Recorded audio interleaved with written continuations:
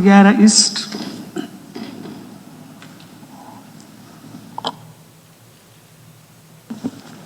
Honorable Speaker, thank you very much for giving me the floor. Honorable Speaker, before I commence my intervention proper, I would like to recognize the presence of the Vice President and other top government functionaries in our midst. Honorable Speaker, today we are asked to debate the speech that was delivered by the President, known as the State of the Nation Address, acronym SONA. Honorable Speaker, first and foremost, I want to thank the President profusely for submitting himself to an important constitutional provision, which is Section 77 of the 1997 Constitution.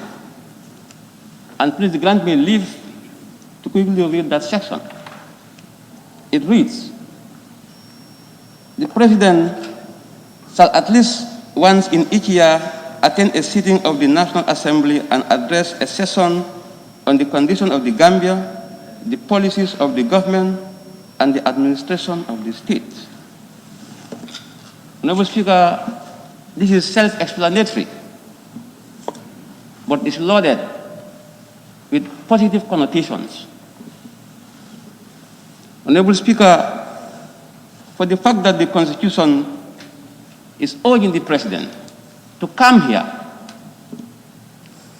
before the National Assembly to address the nation on matters bordering on his administration and the way forward for the country cannot be overemphasized. Honorable Speaker, lest we forget, the office of the President is one of the highest offices in our land. And as a result, it is always accorded with that mark of respect. And for that vindication, Madam Speaker, I have dissected the speech that was delivered by the President, and I was compelled to summarize it into two folds. That is the highs and lows of the speech.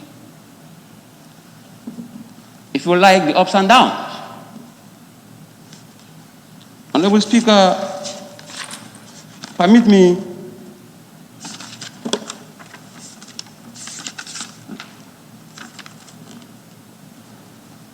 to just read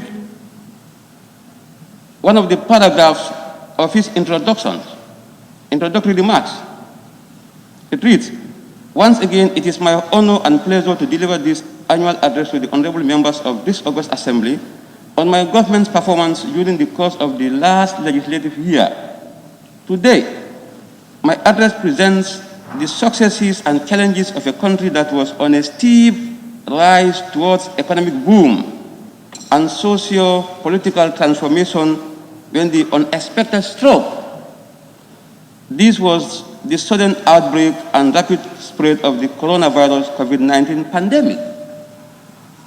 Honorable Speaker, this is on a high note. On a high note for the fact that the President is not oblivious of the threat that the novel COVID-19 has done to our country. Honorable Speaker, after having highlighted the threat and the importance that we should attach to COVID-19, I have seen the loss of his speech as well. This, Honorable Speaker, is my detached opinion. After having highlighted the importance attached to COVID-19, what comes to one's mind is the regulations governing COVID-19. How well respected are the regulations?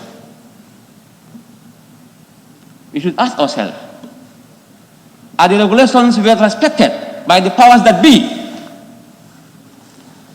I have some evidences here in my phone. I watched one of the newscasts. I saw, and there was a time also, I went to, just to see for myself, one of the clandestine meetings that was conducted in one of the areas that I reside. And I've seen men and women who are in the corridors of power conducting meeting in the midst of COVID-19. When the pandemic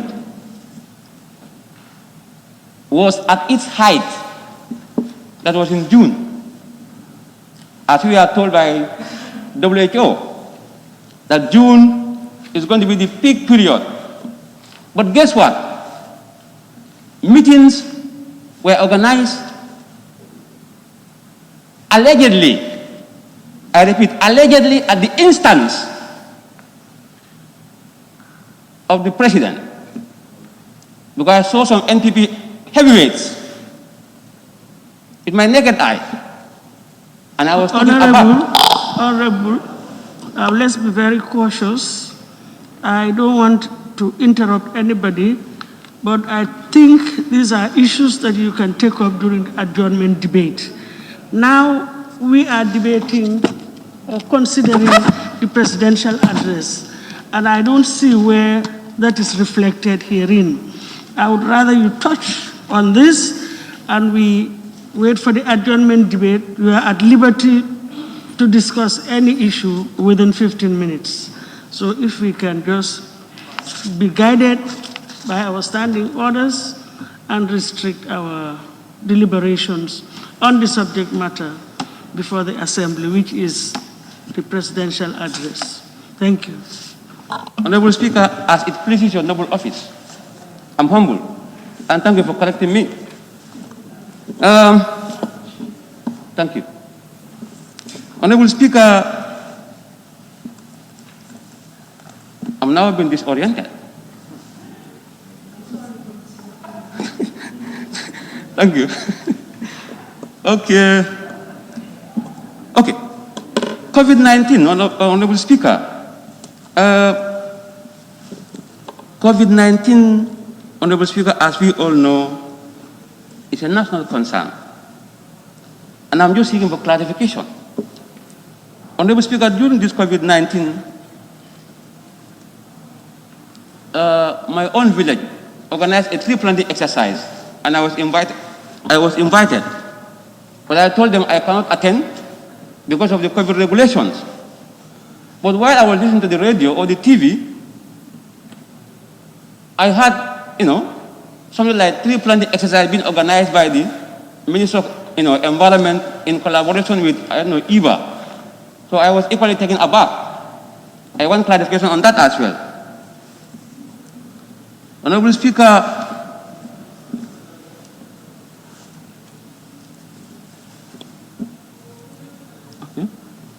this will take me to Minister of Fisheries.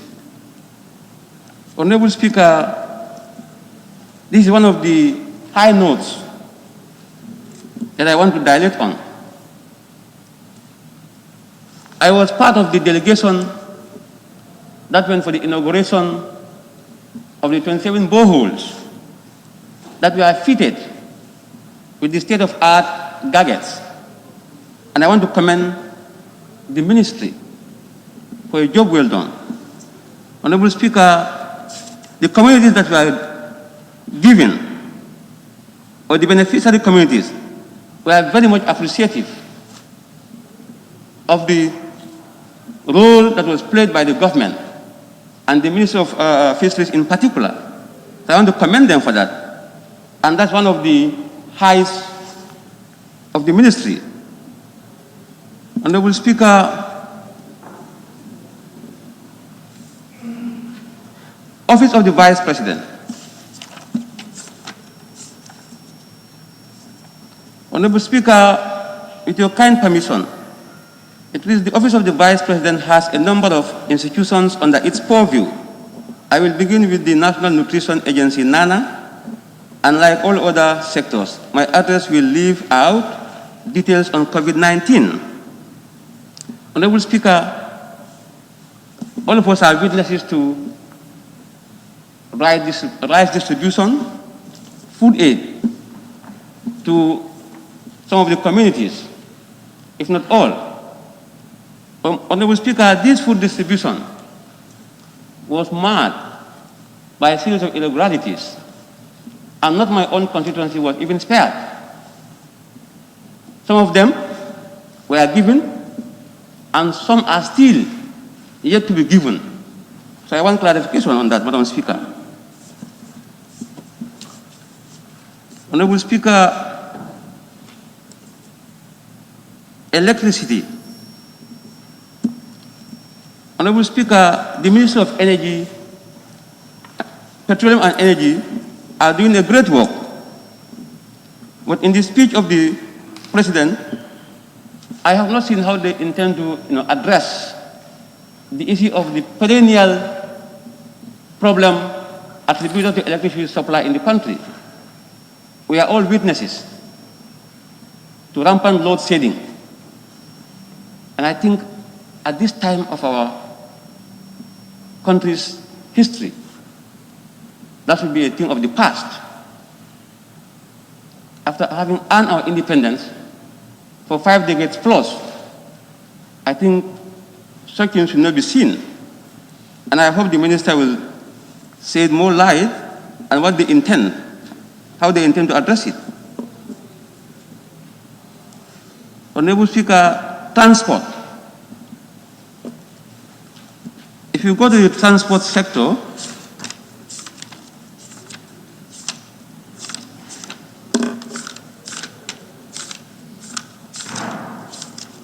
beg your pardon. Okay.